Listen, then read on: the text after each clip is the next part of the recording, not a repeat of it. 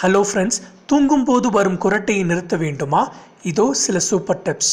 மாமிச உணவுகளை தவிருங்கள். குரட்டையை விளைவிக்கும் பொருளாக மாமிச இறைச்சி வகைகள் உள்ளன. இத்தகைய இறைச்சிகளை தவிர்த்து மீனை உணவில் சேர்த்து கொண்டால் குரட்டையை கட்டுப்படுத்த முடியும். இத்தகைய இறைச்சியில் உள்ள கொழுப்பு வகைகள் நமது இரத்த குழாய்களை அடைத்து தசை சுருக்கங்களை உருவாக்குகிறது. இதனால் தொண்டை வீக்கமடைகிறது. இதனாலேயே நமக்கு குரட்டை வருகின்றது. ஆலிவ் எண்ணெய்.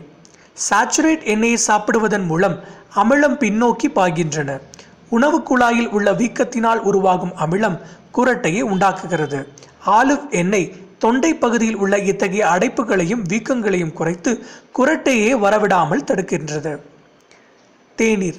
தொண்டையில் உள்ள அடைப்புகளையும் நெருடல்களையும் நீக்கும் சிறந்த பானமாக டீ உள்ளது. இதனால் குரட்டையும் வராமல் தடுக்கப்படுகிறது.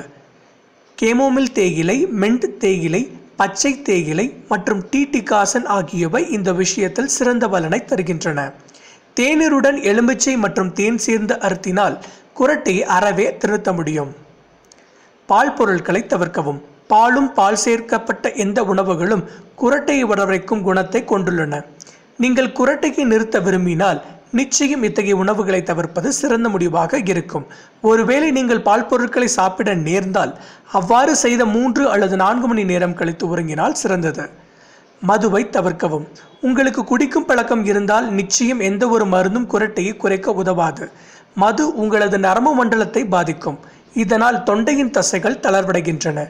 நாம் குரட்டையை குறைக்கும் முயற்சியில் தேவையான உணவை உண்ணும் போது நல்ல பழக்க வழக்கங்களுக்கு முக்கியத்துவம் கொடுப்பது நல்லது. அதிகம் சாப்பிட வேண்டாம். நல்ல உணவை உண்ட பின் உடனடியாக தூங்குவது நல்லதல்ல. சாப்பிட்ட பின்னர் சில மணி நேரம் கழித்து உறங்குவது நல்லது.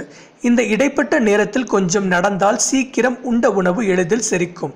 இதனால் இரவு நேரத்தில் அதிகமாக சாப்பிடுவதை நாம் தவிர்க்க வேண்டும். மேலும் இதுபோல பயனுள்ள வீடியோக்களுக்கு எங்கள் சேனலை சப்ஸ்கிரைப் செய்யவும்.